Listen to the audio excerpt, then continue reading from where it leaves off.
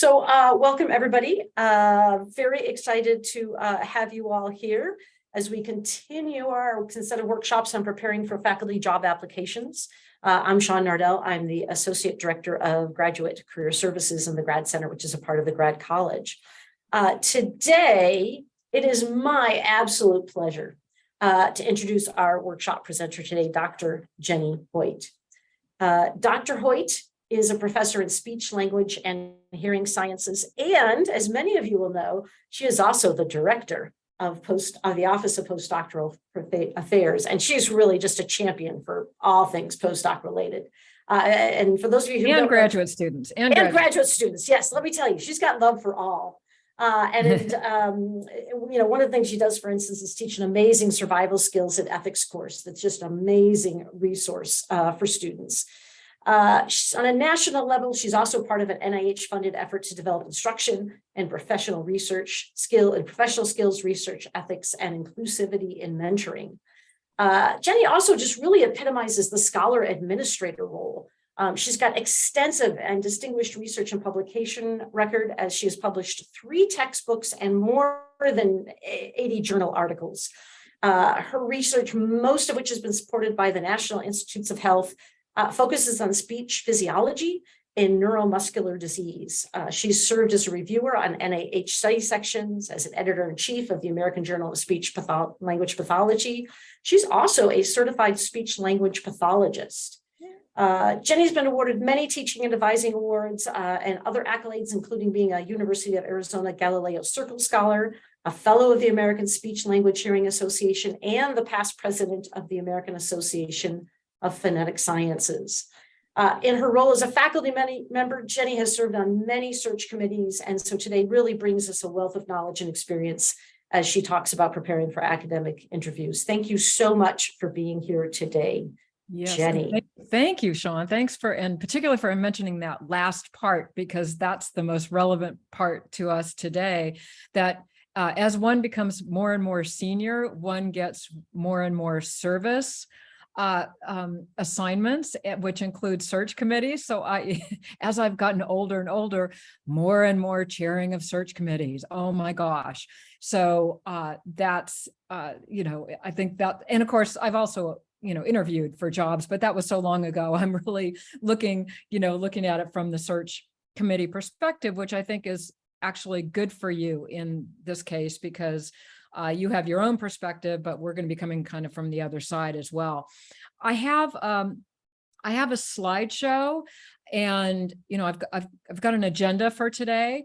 I'm also quite flexible, so if we sort of get off on things, you'll get the slides and so forth. I think we can get through all of them, but let's just do what we need to do to get questions answered. And just to let you know too, in case somebody has to hop off early, Sean is going to say something at the very end that has to do with, and I think it's 2 weeks from now. Is that correct, Sean? 2 weeks from now, we're going to do on Zoom sort of a mock interview practice session. So that's something that just got added on. We just sort of came up with this. And so that's going to happen at this hour in 2 weeks. But she'll give you the specifics. Yes, thank you, Jenny. And at the end, I'll also talk about how to submit your faculty job application materials for review. So thank you for that too. Reminding me about all those things. Okay, yeah, those will be important. All right, so it looks like I can share my screen, which I will do, and get this little guy cranked up here. So looking okay? Got it? All right, super. Okay, so we are talking about the academic job interview. That's been the theme of this entire series. And so I'm not talking about going out and interviewing for other kinds of positions. This is specifically for academic tenure track kind of, it just drives me nuts, sorry. Okay. Not other kinds of positions, because it's pretty specific to a tenure track faculty positions. These are sort of unusual. And as I mentioned, really what I'm going to be doing is coming at you from the perspective of the search committee. And I want you to be thinking, even though, again, we're talking about you, I want you to be thinking about their mindset. They're looking at you thinking, can this person get promotion and tenure? Now, that sounds premature because they haven't even hired you, but they need to hire a person who is going to be, quote, successful. And it's not always easy to tell, but they want to make sure they set you up for success. And so they're going to be thinking about you in terms of the 3 categories of promotion and tenure at universities, which is research, teaching, and service. Those are the 3 categories. And so, as you put your materials together, you're thinking about those things. Okay, so the process itself is typically, now this could vary amongst institutions, and maybe you've heard of other ways of doing this, but I'm going to give you sort of the typical scenario. And that is, they have a bunch of applications come in, and the bunch can be, depends on your discipline. Some disciplines, oh my gosh, they get in the hundreds. Other disciplines, not so many. So it just depends how many they are culling from, but they typically will come up with a short list. I don't know how many that is. I wouldn't say it's probably more than 10 in typical cases. It might be fewer. Just again, depends on who they have and how much they want to put into that. And so in that short list, typically what they'll do is in the old days, it might have been a phone call, but now it's often a video call. And sometimes video calls, as you know, turn into phone calls when the video doesn't work. So you always want to be ready for both. Then assuming you get past that, sort of a shorter list, you might then be interviewed in person. And then there's sometimes a final kind of, if you're really, really, really serious and they're really offering you the job, they may offer you a second in-person visit to kind of solidify things. So I'll be talking about those except the last one, because that's kind of straightforward. So let's talk about the phone or video interview and the preparation for that. These are pretty obvious statements, but it is kind of amazing sometimes when you get on an interview and think, oh, did that person really read the job description? Not sure. You really want to know the job description. And, these things are written sometimes really specifically and sometimes really generally. So you want to pick out those pieces that you think are going to be kind of, key pieces, key words that they're going to be looking for. So really study that so that you get what they're after. You want to, it's so easy these days to do research on the department and university. Old days, really hard. New days, today's day, very easy. You can go obviously on their websites, their individual faculty websites, the university. You can find mission statements. You can find all kinds of things. So, do all you can to figure that out. And now this is actually something that should come really well before all this. This is something you should be doing or should have done already. And that is knowing yourself and knowing really what you need, what you want, what your strengths are, what you might have limitations. So those might be geographic. You might have things you absolutely need to be successful in your research and things that would be nice, but it's not such a big deal, and so forth. You really need to get that. That's a lot of self-reflection, a lot of sort of self-assessment.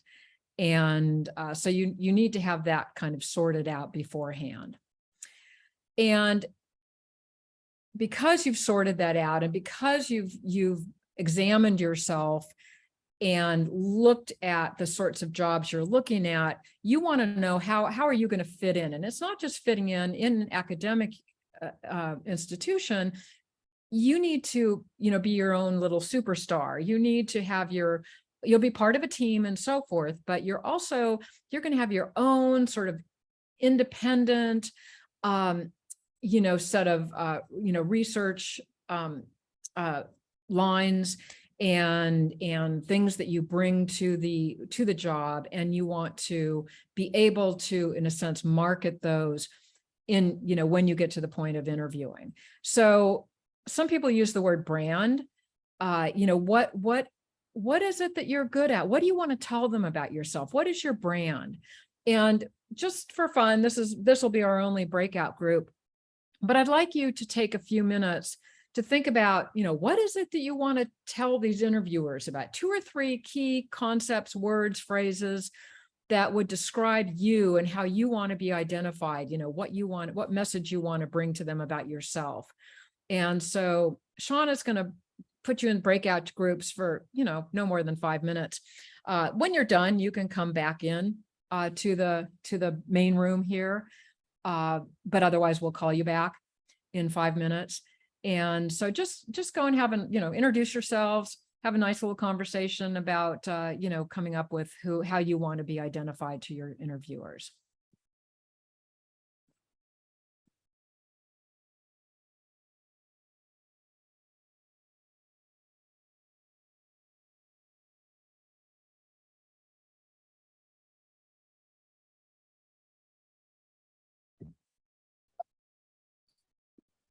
Too, but so these keywords and brand in general is such a scary thing. Yeah.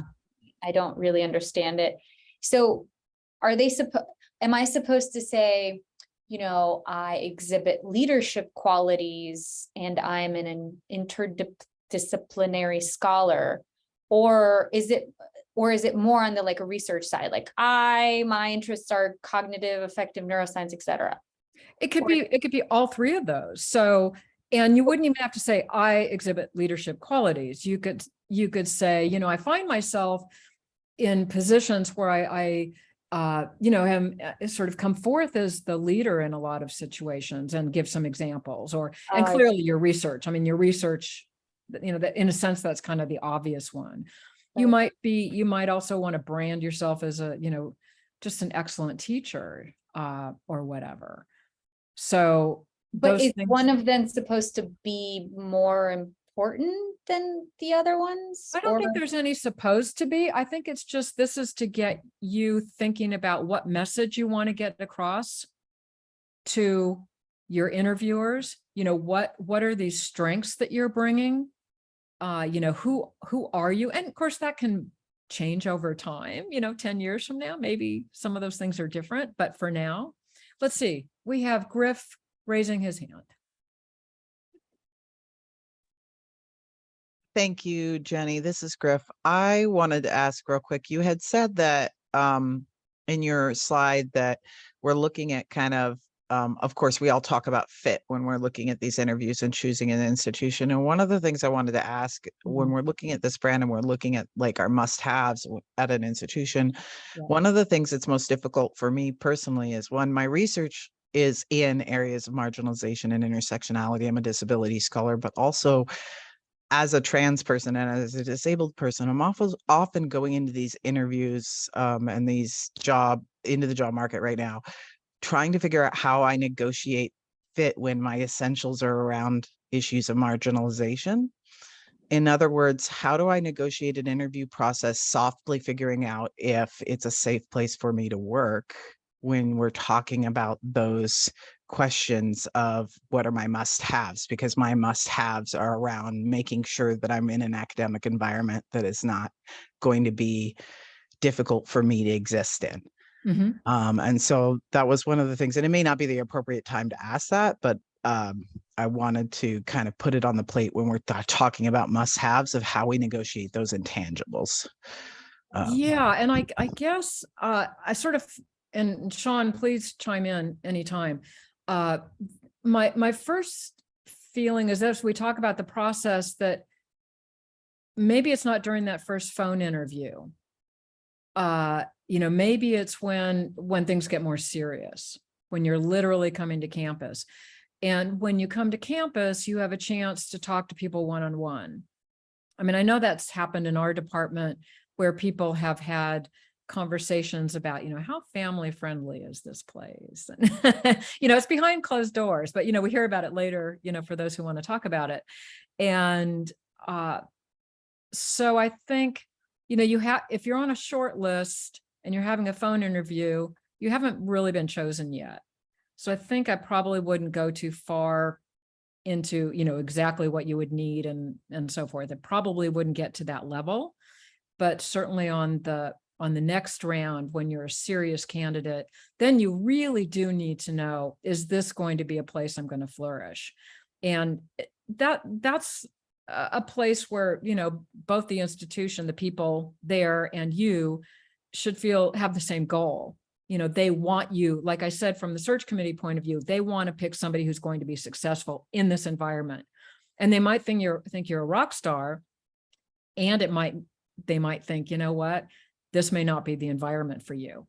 Who knows? Or they think, yeah, no, this definitely could work. You just need to let us know, what it is that you need.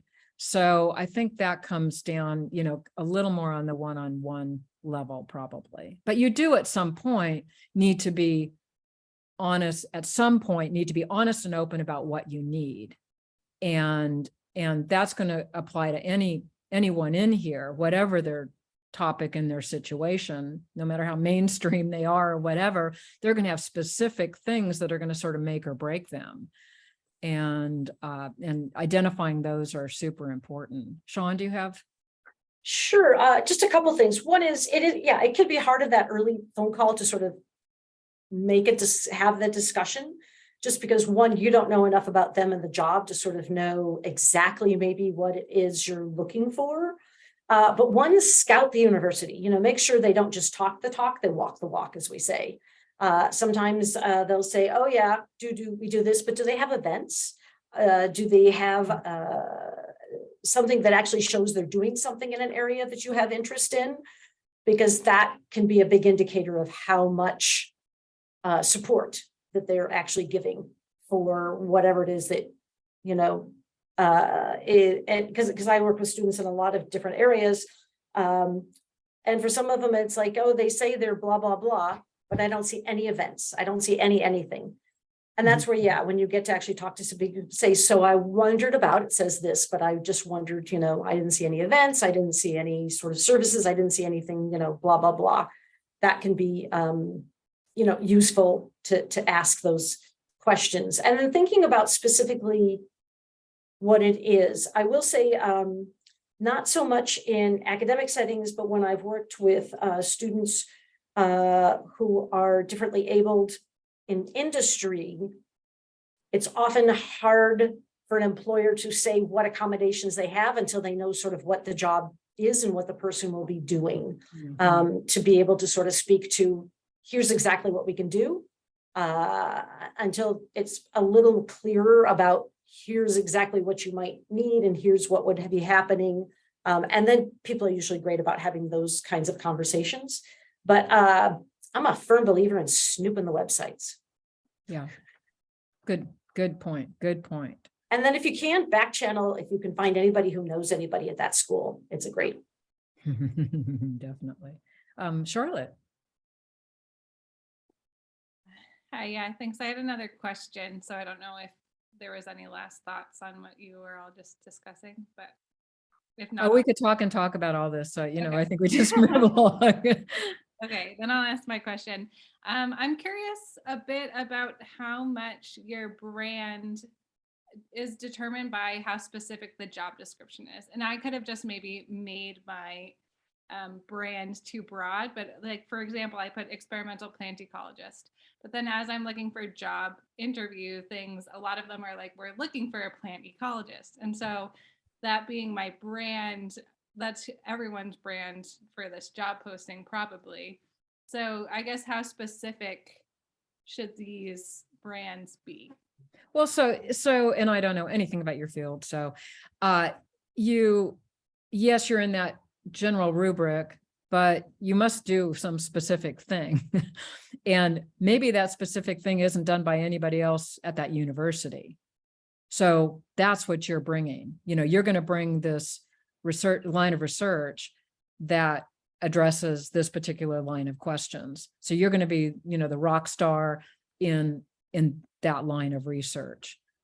So I think in that case, being more specific, another case, maybe you'd be the only, one, what do you call it? Plant ecologist? Is that what you said? Yeah. So maybe in another group, you'd be the only plant ecologist. And then, that's kind of a brand with some specific things involved. So I think it's contextual. And I'll just say, whatever they say you are, that's who you are. I have seen interviews totally. This person made it on campus. This person got a job interview. This person was giving their research seminar. And I can't remember what the fact we were hiring, like, let's say it's like a evolutionary plant biologist. And this person got up and said they were like a plant physiologist. And everybody in the room looked and went, we're not hiring a plant physiologist. We're hiring a plant evolutionary biologist, and this isn't what they are. And that person was done from that moment on, because they were like, yeah, that's not what we wanted, people. So be sure to brand, be sure to use their things. You can then talk about your research very specifically in terms of what you do, but it's often helpful to use their words. Their terms. Yeah. Okay, I'm going to go ahead and move along. Let's see here. I've gotten out of my mode. And we talked about the brand. So let's go on and talk about some of the logistics. And so before you're getting on this phone or video call, you should be in contact with the search committee chair. This should be your main contact person. So you've been interacting with this person, setting up the time, the call, the so forth, and you may, and you certainly should ask them who will be on the call, specifically who will be on the call. It might just be a couple people, it could be 5 or 6. And, you want to, do some research on those people, be sure and have their names written down and, something about their area so you can sort of speak intelligently to them. And then just like, again, just very logically, predict questions and practice answering them with friends, with Sean, with somebody else, and also prepare questions for the interviewer. So that's going to be important.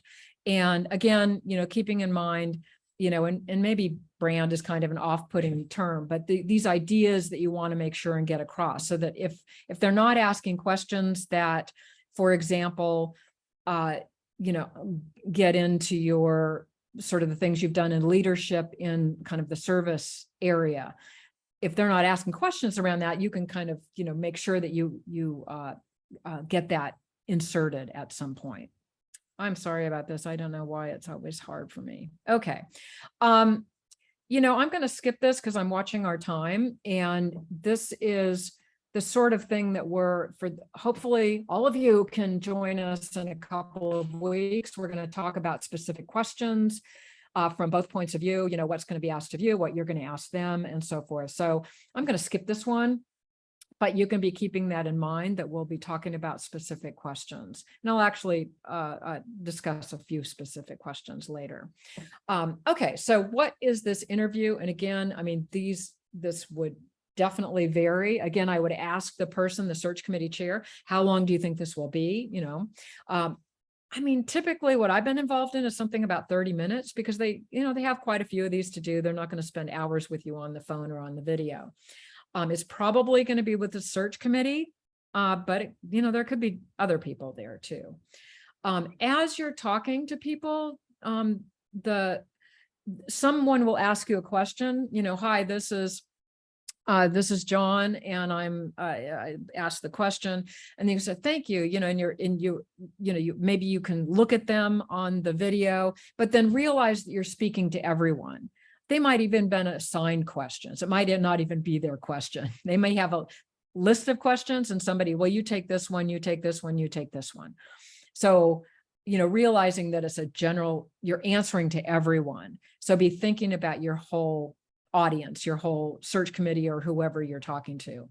And because you're on, particularly if you're on the phone, but even with a video, you can have some notes. So you can have some notes kind of on the side of the main points you want to be sure and bring up. It's a nice opportunity to make sure you don't get off and go, oh, darn it, I meant to talk about such and such, and, I didn't.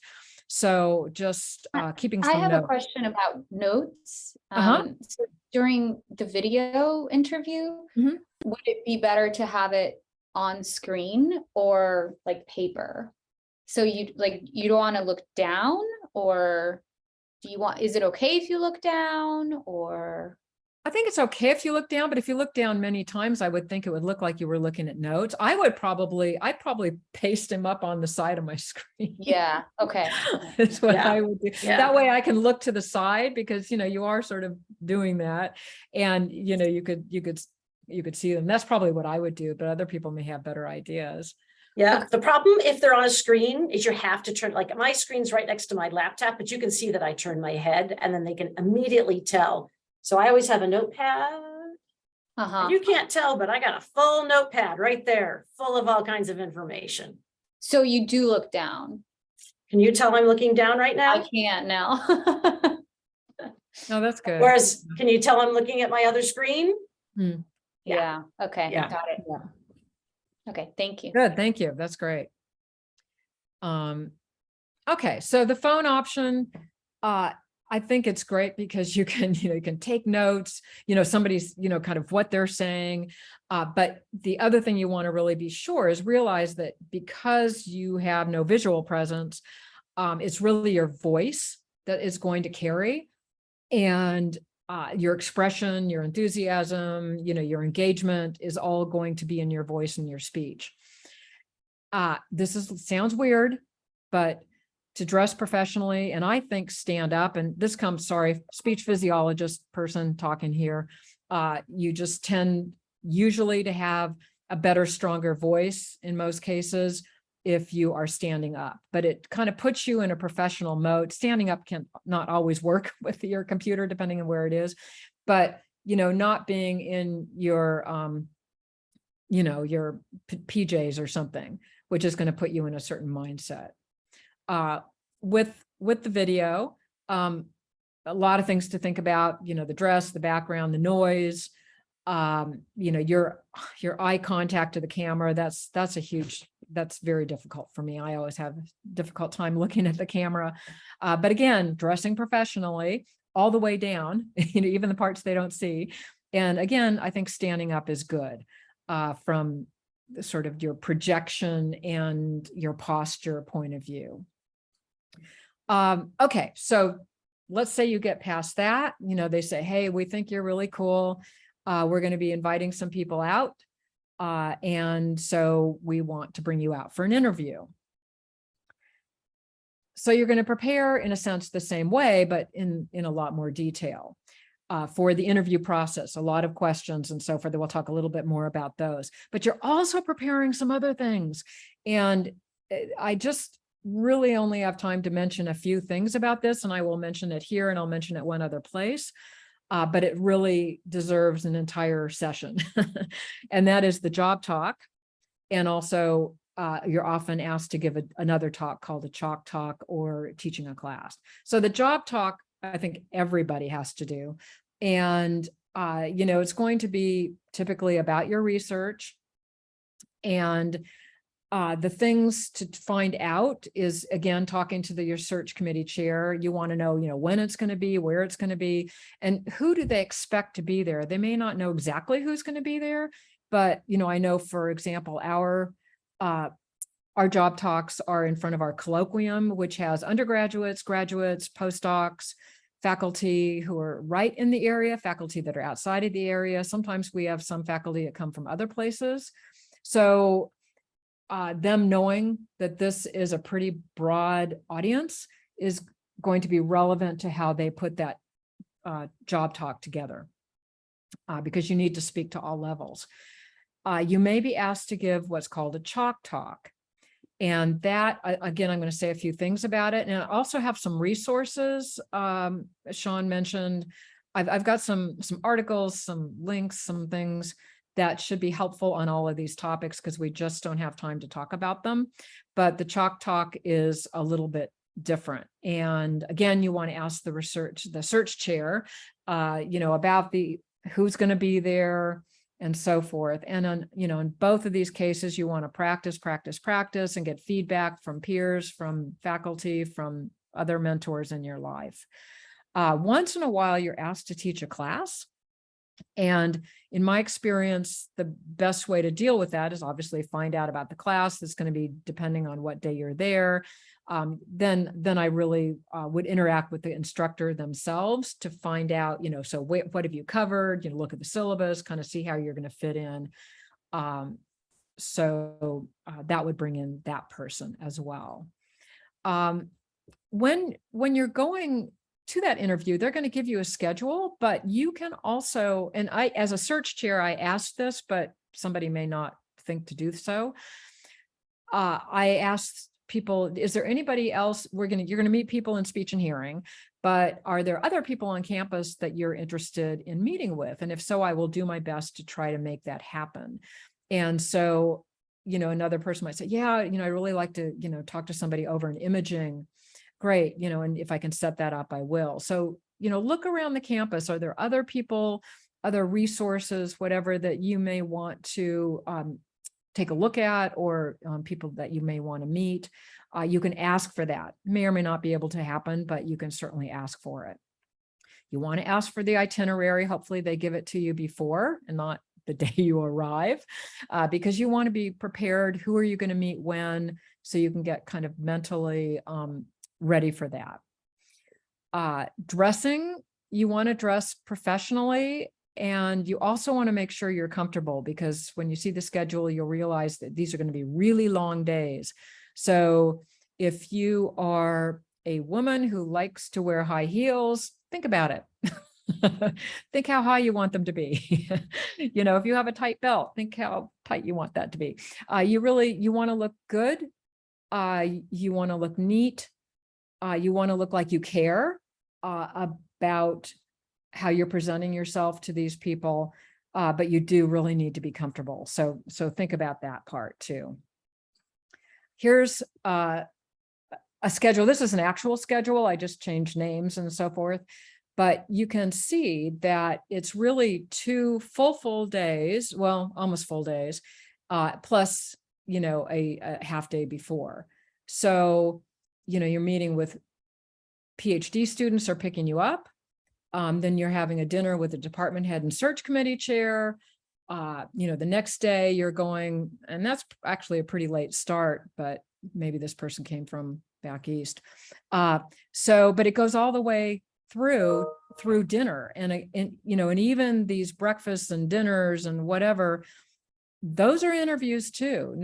Don't get too relaxed in those situations, because it's really you are part, it is still part of the interview process all the way through. Jenny, I have a quick question. I have a quick question. Who pays for your accommodations and flight? Is it you personally, or is it the university? It should be the university. At least Okay. it has been. Sean, do you know of any other situation? I've only known of the university paying. Yeah, it'll be the university or school. You may have to pay for it occasionally upfront, and they may reimburse you occasionally, depending on sort of how their system works, but they should be paying for it.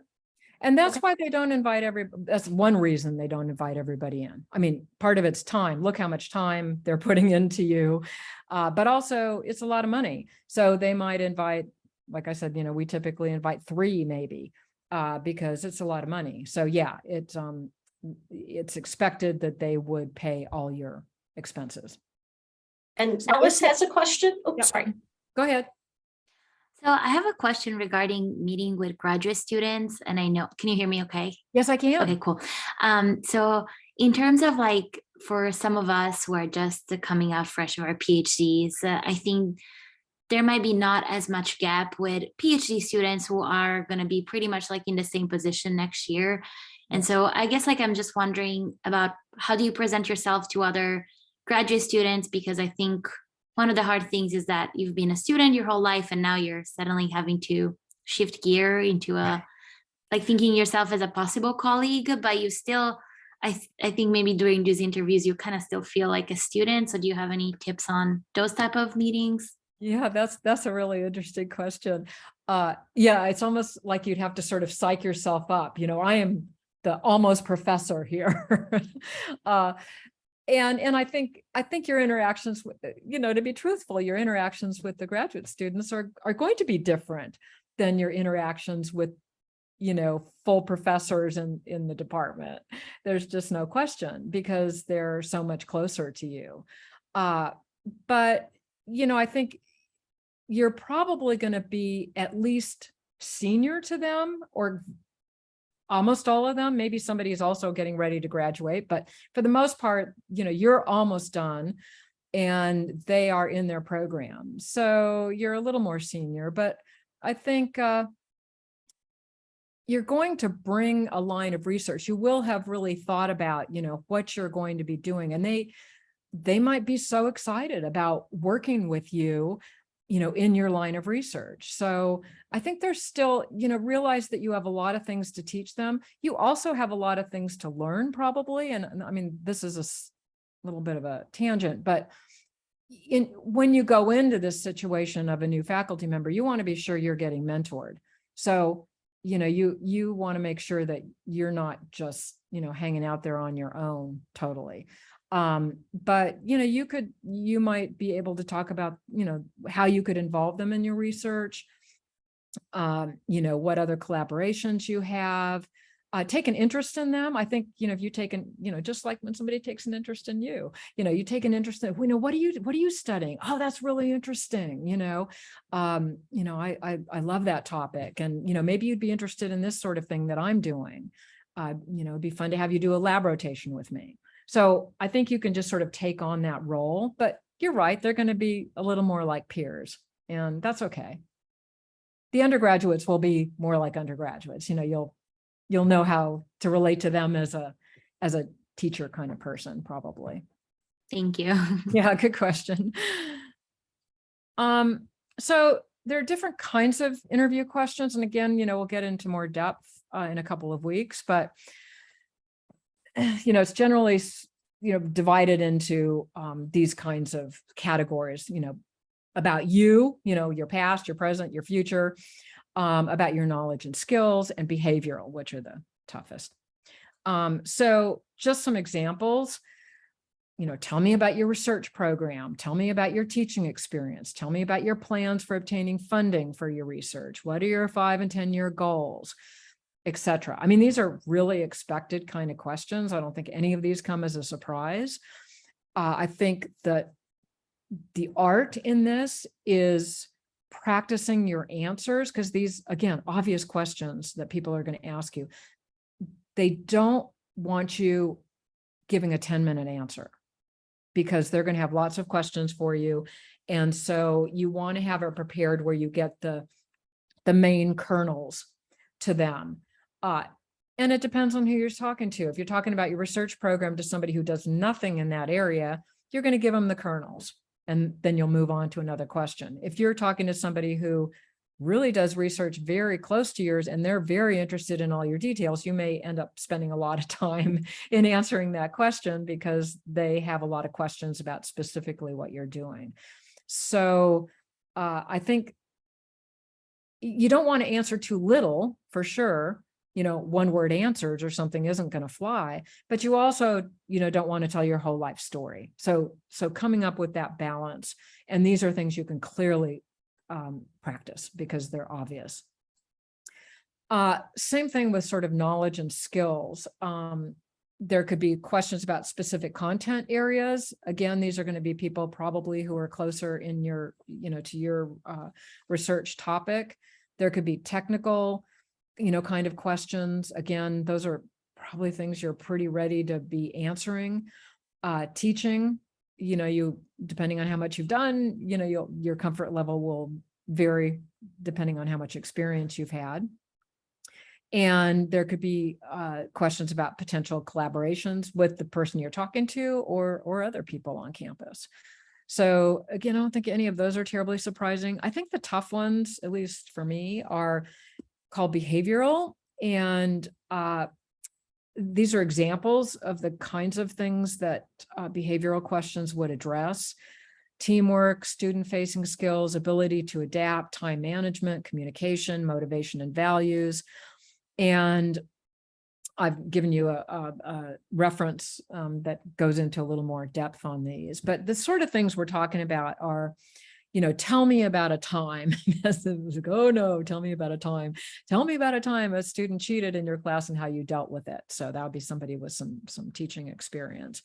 So you want to be thinking about some of those kind of scenarios. So have a lot of little modules in your head that will deal with different challenges. Time management. Give me an example of a time you managed many responsibilities and how you handled it.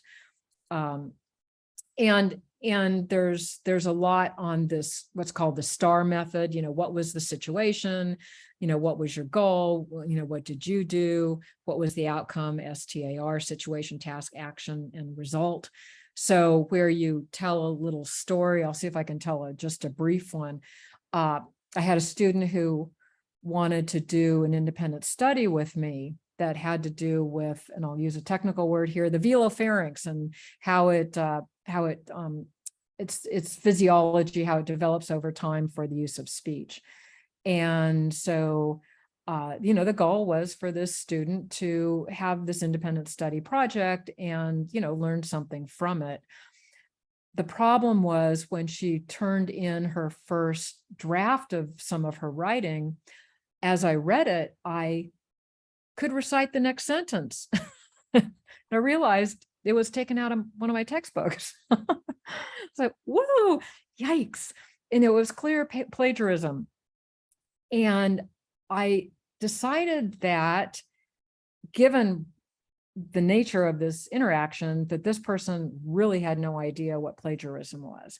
So I met with her and, we talked about it. And of course, she was just stunned and embarrassed and upset that she had in fact plagiarized. So what we did is we ended up changing the independent study project to examining the topic of plagiarism, definitions, how it's dealt with and so forth. And she wrote a little paper on it and she turned out to be extremely proud of it. She told me later that she was in a class where the topic came up and she was able to provide, a lot of information to the class about what she knew about plagiarism and was just quite proud of her expertise. So that was, a little story that was a real thing that happened. So coming up with those kind of stories where you're sort of presented with kind of an icky problem and, to show how you solved it. So that's something to really practice and think about because you will get those kind of questions typically. And Theodora's got a question. I'm sorry. Oh, yes, I'm sorry. Good. I can't see those. So thank you for telling me. Go ahead. No worries. You caught me mid-chew. My question was about going back a couple of slides where you're talking about how people will ask you about your research. So I'm in a field that is very publication heavy, and I'm pretty sure that I won't have in print the amount of publications that I will need. But I guess my question is, how many in print or preparing publication can I put on my CV so that I am ready to impress them, basically? So, yeah. So let me just answer briefly, but, we should probably have a, long talk about CVs. You can put all those things onto CVs, and certainly though anything that is in press, that is, it's not, it's all accepted. They've given you the official acceptance letter. That totally counts. Totally counts. Yeah. Anything that's under review. So you've submitted it and it's under review. That counts. I mean, it's not a full publication. We don't know if it's going to be accepted yet, but it's in there. And so you've gotten that far. Now the ones in preparation, I think it's fine to list them, and you should.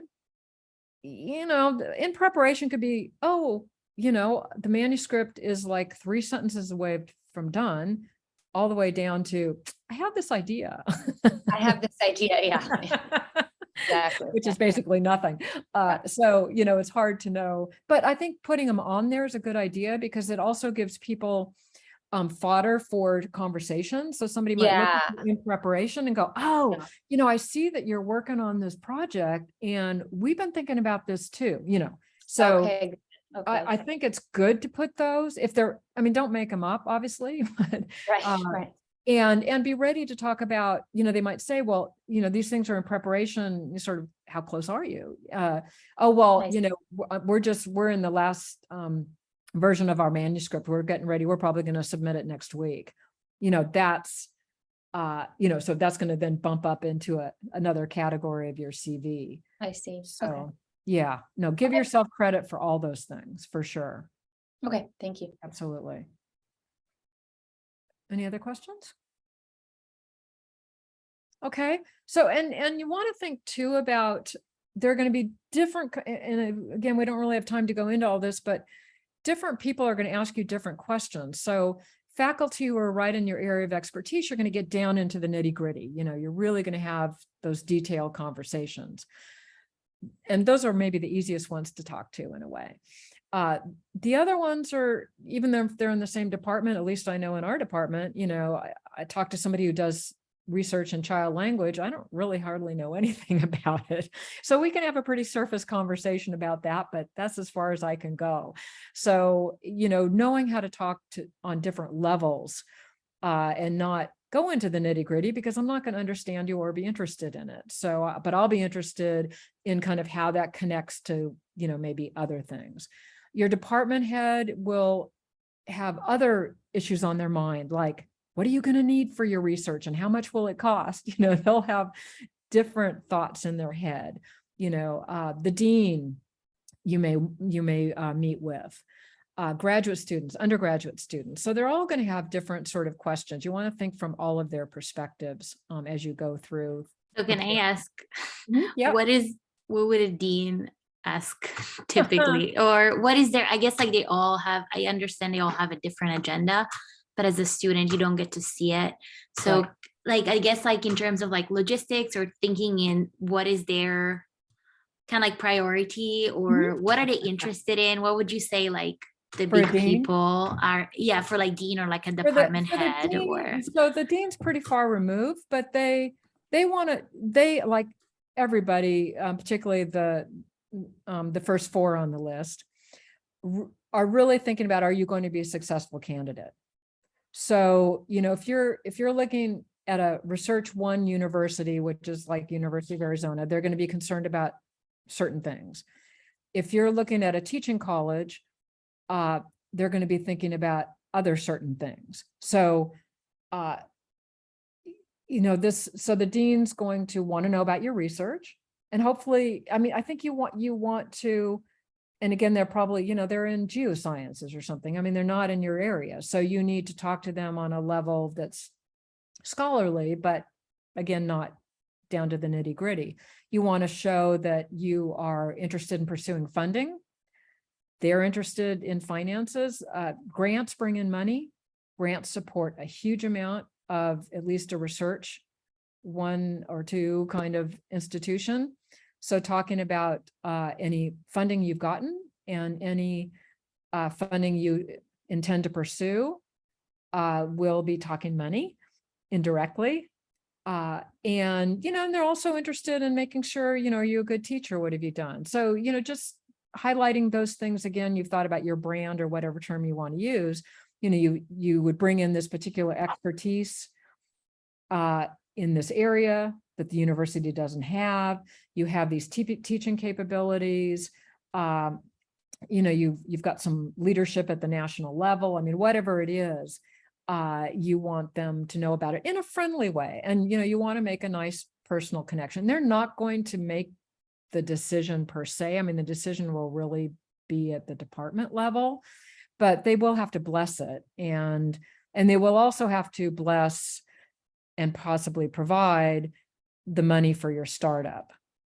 So if you're going to be asking for a whole bunch of money because of some really expensive equipment, you need to be sure that they understand how absolutely critical it is that you have access to that kind of equipment to be successful in promotion and tenure, that kind of stuff. So the dean will be thinking about scholarship and also money. Yeah. Sarah asks, as a fresh graduate, we may not have dealt with many different situations. When we face with situation-based questions that we're not familiar, how should we address those? Let me get to that, because I want to talk about questions you don't have an answer to, and maybe that will help. So just a couple more slides. So there are some inappropriate and illegal questions, and you probably know basically what these are. But I'll tell you what happens. Let's say you're at dinner with a group of faculty members. People are people. Like, they know they're not supposed to ask you if you have children, and they'll forget, and they'll go, "Oh, so do you have kids?" It's like, okay. And I mean, I've done that myself. It's like, darn, oh darn, I wasn't supposed to do that, darn. Now, if the candidate says, "Oh, my son, did such and such," okay, they've told me they have a son, great, I can talk about their son, but I shouldn't have asked the question. Now, I think going into this, what you want to decide is what you want to tell them. I tend to be a person who's pretty upfront about things, but there could be situations where there'd be something that I just didn't want to put right up front. I mean, they might need to know eventually, but they don't need to know it right up front. So I just would make those decisions before going as to what I'm just going to answer and what I am not going to answer, because people might slip. So they are supposedly trained in what they're not supposed to ask. And again, people will forget. So let's say they're like, "Do you have children?" If you don't want to say anything about that, you can do some deflection, sort of, you don't want to be rude, like, "That's an illegal question and I'm not going to answer it." You can say that, but that probably won't feel very good to the other person. And so the smoother you can be, probably the better. So these are just some thoughts. It looks, it looks like you do. I see I see a photo of your son, or I hear this is a family-friendly place to work. Is that true? So you really haven't answered the question. And the other thing, you can just say, "Yeah, I've got a 3-year-old. Now, the concern in that kind of question could be, let's say it's the department head who asked it, who obviously, really should know better. But if the department head says, "Do you have children?" their concern is, kids get sick.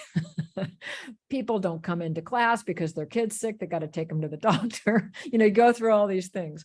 And so how are we going to cover the teaching, when that happens? So they've got all those kind of things on their mind. And if you think that that's a concern coming from, in the background of this question, you can address it right up front. I have a 3-year-old and I figured out excellent ways to balance my work with being a mom.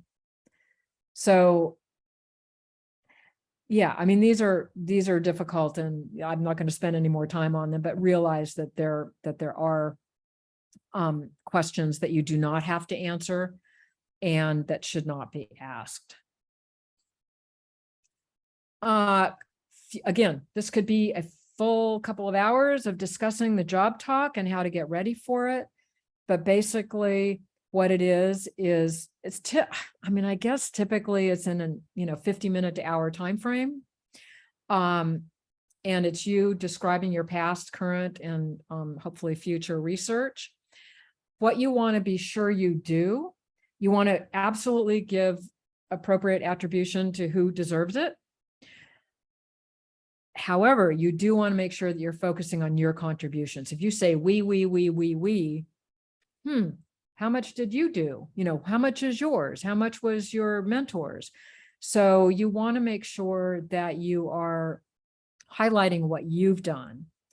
And when I say not too many details, again, it depends on your audience. If they are all specialists in exactly your field, which will never happen, fine, go into the details.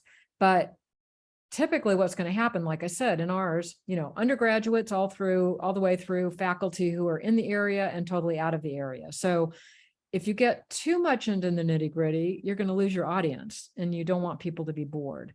So, thinking about how you can kind of walk all those levels. You do want to talk about your future plans at the end of it, at least. And I would certainly mention, in most cases, what kind of funding you're thinking of pursuing, because again, money talks. I said speak at all levels, to all levels of the audience, which is a tough thing to do, but it is possible. Absolutely make sure you are not going over a time limit, and please leave time for questions. It's very frustrating to have somebody, rush through a talk, take the whole time, and people are sitting there with questions. They want to hear how you answer questions, and they're interested in what you're talking about if you've given them an interesting talk. So, really make sure that that happens. Again, this could be a whole topic to talk about. There's also the chalk talk. And I think there are other names for this, but, and again, I've got some resources for you that can go into a little more depth, but basically what this is, it's really what it is, except we don't use chalk anymore, but it's a whiteboard with marker kind of situation. And it's usually going to be a small group. So it's not going to be a larger audience. Small group of kind of core faculty people would be typical. They're going to tell you to, take 10 minutes and tell us about your what you're doing in your research. So it's really, and again, they might be from different, they probably are not doing exactly what you're doing, hopefully not. So again, you have to make it understandable to all those people, but you really have to convince them, this is the future, man. I am answering a super important question that's going to have, a significant impact. So that's the main thing you want to get across. And then, you might have some time to dive into specifically what you're doing, but most of it's going to be answering questions. It's going to be more of a discussion. It's going to be more like being a teacher in a seminar. So you're getting a question, you're sort of going to the board.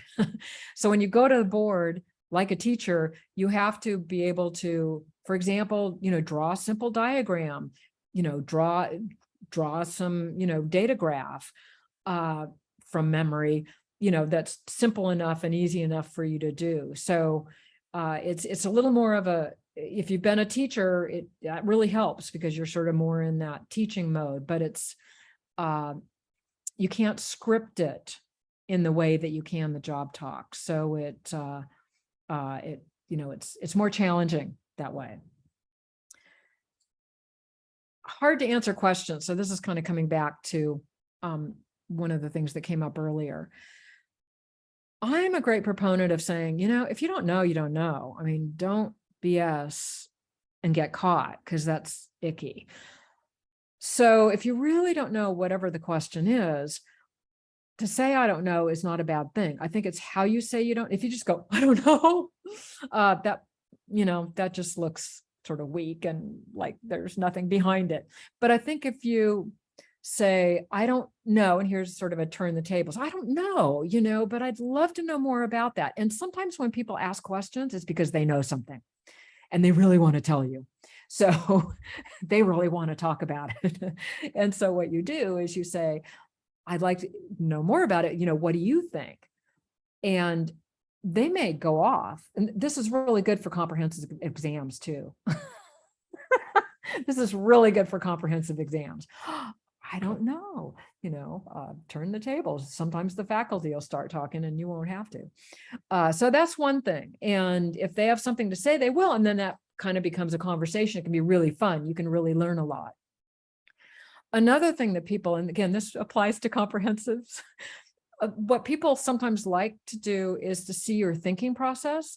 So, maybe they ask you a question that you don't know, or there's not even an answer to it. And so, well, I don't know, but, if I think about it, what I think might happen is blah, blah, blah. So it just shows that, okay, you're thinking on your feet. You don't know the answer, but you're thinking on your feet as to how you might tackle that problem or whatever. And people like to see that. And again, you can also invite the, what do you think, and have more of an exchange. There's also the follow-up. I don't know the answer to that question. but I'll follow up, I'll get back to you. And then absolutely get back to them. Don't say that and not do it. So make sure you've got their email address. You can send them the article, you can send them the answer, whatever it is once you get home. So make notes, you're making notes during all of your interview process. So these questions could be one-on-one questions. They could be questions during a talk, but you're making notes on things you're going to get back to people about. And Jenny, just following up on the questions, we had a question from Theodora. Is wanting a family a concern during the interview process? And that's sort of one of those hard to answer or questions illegal. That's one of those illegal questions. And, are you planning on having a family? Are you planning on getting pregnant? Or somebody's belly's sticking out? Are you pregnant? No.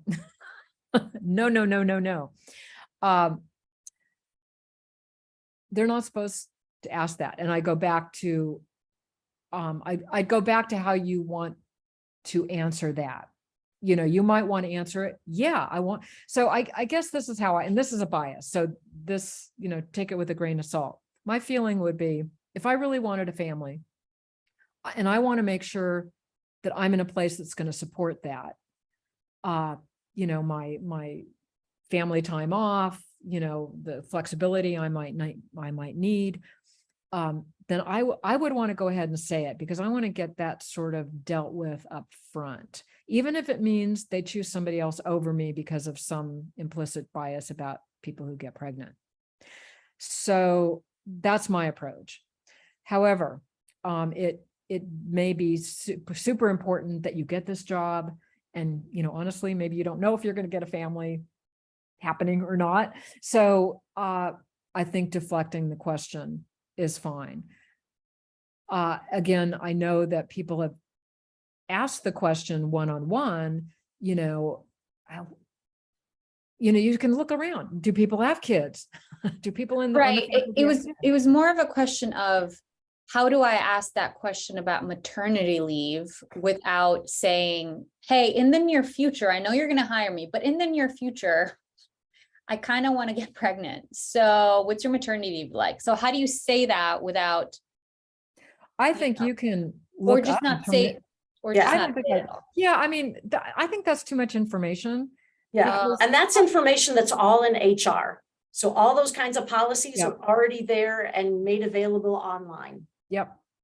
So I don't need to ask. Okay, great. Yeah, because, so let's say you say that, and then you can't get pregnant. I mean, these are things, again, people don't know. You know what I mean? People don't need to know this. Right. So, or you lose a baby. I don't know. There's just stuff they don't need to know. So, yeah, all the and then there's going to be family leave and all those things at any university. Right. So as Sean said, absolutely go to HR. And Charlotte's got a question for highlighting what you've done. Can that assumption be made if you were a first author? Oops, hang on, I got to bounce. Can that assumption be made if you were a first author and put in the citation, or should you still avoid using the term we? I think you can, if this is talking about the job talk or talk, I mean, talk, where you're discussing, we you've done. I think you have the flexibility to talk about your role. So, we started this project. This was my idea. I was the main driver of it. And, we did this, that, and the other. We played different roles. My role was such and such, so you can kind of weave that in as to what your role was. Because even if you're second author or third author, you may have, you may want to highlight that because you really had a critical role in the whole process. No, you weren't first author, but you ran this whole part of the experiment. And so it's important for them to know, and you have the flexibility, and the ability in that context to kind of flesh that out for them. And it's stuff you may want to be putting in your research statement too. Yeah, the last thing I'll just add is think about, it's always good if you're a STEM person to talk about what you can take with you. Yeah. That's one of those things they'll ask. Yeah. What are your thoughts concerning spousal hires / navigating spousal hires? What if you have a partner who's also on the job market, and if you get a job, you might need to find opportunity for your partner as well. And Vignesh talked about this a little bit. Okay. But I don't know if you've got something in particular. What's your thoughts on this, Jenny? I guess my thought on this particular issue, again, it's just my thought, my bias on it would be that I wouldn't bring it up. I wouldn't bring it up until it got real serious. Unless I wanted to, unless I want to take the risk that they're going to be able to deal with it. So it's definitely not during the phone interview for me. It would be during the in-person visit. And it kind of depends on the spouse. This is kind of a bad thing to say or partner, in that if they're kind of a superstar, the university may jump up and down and go, whoa, we could get so-and-so. That would be great. And so it sort of depends, but again, that is something you're going to have to, that'll be the make or break deal probably in the end. So they'll need to know at some point, and whether you wait until you get the actual offer, or I think because people can snoop around the internet and figure out who's with who. I mean, you really can in a lot of ways, or you can ask somebody who asked somebody who asked somebody, and then you find, oh, they actually live together. Oh, that's interesting. Okay. People kind of, I guess, like, maybe following up with that, if you were the search committee chair on a candidate that you guys really like, and then surprise at the end, how would you feel though? Because I think it's an awkward situation for both the candidate and the search committee, like you were saying. But I also don't want to be, I think it's also not unethical, but it's also not transparent, maybe. Yeah.